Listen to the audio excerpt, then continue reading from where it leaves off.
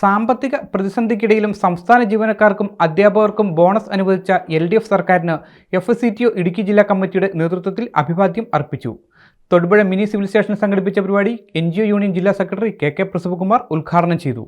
കേന്ദ്ര സർക്കാർ സൃഷ്ടിച്ച സാമ്പത്തിക പ്രതിസന്ധികൾക്ക് ഇടയിലും സംസ്ഥാന ജീവനക്കാർക്കും അധ്യാപകർക്കും ബോണസ് അനുവദിച്ച LDF സർക്കാരിന് FCTO ഇടുക്കി ജില്ലാ കമ്മിറ്റി അഭിവാദ്യം അർപ്പിച്ചു. തൊടുപുഴ മിനി സിവിൽ സ്റ്റേഷനിൽ സംഘടിപ്പിച്ച പരിപാടി NGO യൂണിയൻ ജില്ലാ സെക്രട്ടറി KK പ്രസവകുമാർ ഉദ്ഘാടനം ചെയ്തു. ബോണസ് എന്ന് പറയുന്നത് കേരളത്തിന്റെ സിവിൽ സർവീസ് മേഖലയിൽ പണിയെടുക്കുന്ന ജീവനക്കാരുടെ അവകാശമാണ്.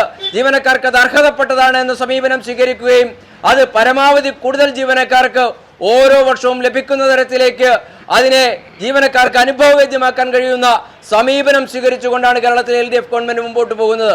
അത് ബോണസ് പ്രഖ്യാപനത്തിന്റെ കാര്യത്തിൽ മാത്രമല്ല, സംസ്ഥാനത്തെ സിവിൽ സർവീസിൽ ജീവനക്കാർക്ക് എല്ലാ ആനുകൂല്യങ്ങളും ഉറപ്പുവരുത്തുന്ന കാര്യത്തിൽ, ചെറുപ്പക്കാർക്ക് പുതുതായി സർവീസിലേക്ക് കടന്നു വരാൻ കഴിയുന്ന കാര്യത്തിൽ, തസ്തികകളെ സംരക്ഷിക്കുന്ന കാര്യത്തിൽ, തസ്തികകൾ പുതുതായി അനുവദിക്കുന്ന കാര്യത്തിൽ, ജീവനക്കാരുടെ ശമ്പള വിതരണം നടത്തുന്ന കാര്യത്തിലടക്കം കേന്ദ്ര ഗവൺമെന്റിന്റെ പ്രതിലോമകരമായ നടപടികളെ എല്ലാം അതിജീവിച്ച് കേരളത്തിലെ ജനങ്ങളെ, പ്രത്യേകിച്ച് പണിയെടുക്കുന്ന എല്ലാ ജനവിഭാഗങ്ങളെയും ചേർത്തുപിടിക്കുക എന്ന സമീപനത്തിന്റെ ഭാഗമാണ്.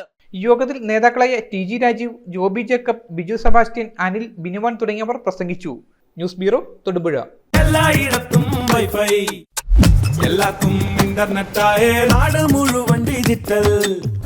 നാട്ടാരെല്ലാം ബ്രൗസിംഗിലാണ്, എന്നാ സ്പീഡാ കേരള മിഷൻ. എല്ലാവർക്കും ഇന്റർനെറ്റാ, എല്ലായിടത്തും നെറ്റാ. കേരള വിഷൻ നവകേരള പ്ലാൻ വെറും 199 രൂപയ്ക്ക്.